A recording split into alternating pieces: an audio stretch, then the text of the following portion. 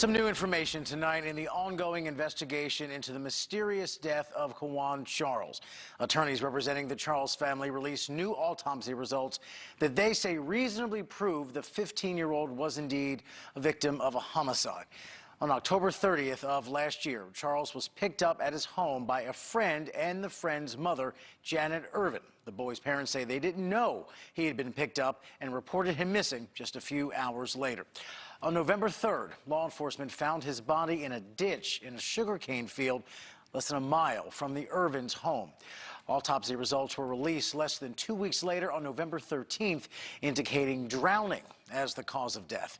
Well, backed by civil rights advocacy groups, the family of Charles repeatedly criticized investigators handling the case. They say they didn't take it seriously because Charles was black. The presiding sheriff did release a statement November 15th amid nationwide outcry.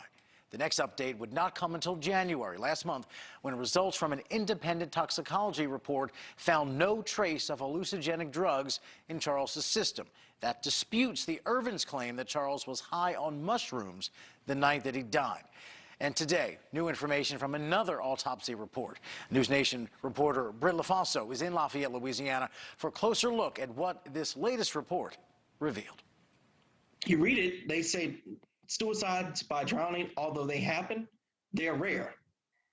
You add that to the fact that he allegedly drowned in, what, a half a foot of water, 2 feet of water, kind of makes the idea that he killed himself in that manner not plausible.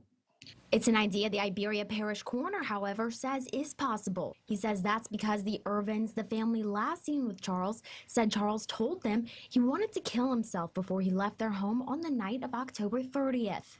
When he mentions that suicide is a possibility, we have to question that two ways. One, where is he getting that information from?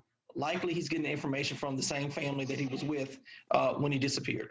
And so that has to come into question the veracity of what that statement or who that statement was made by in the circumstances on which they made it. That's the first thing. There's more, however, that led the coroner to suggest Charles committed suicide. The toxicology report shows Charles had low levels of THC and alcohol in his system when he died. The coroner said it's possible the THC caused hallucinations and psychosis in the teen. The report says his psychotic episode was evident by the behavior the night that he went missing. Witnesses say they saw the boy crawling in culverts then. Because his body was found without clothes, the coroner says his undressing further suggests a psychotic episode. He believes the psychosis could have led him to drown himself in the sugarcane ditch. The coroner said the fact that the Irvin family told investigators Charles said he wanted to kill himself before he left their home further suggests he committed suicide. Take what's being said about Quawan with a grain of salt,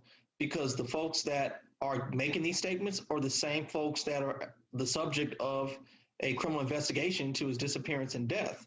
And so, in my opinion, it appears that they are trying to pass the buck and cover up for whatever they did to Quawan.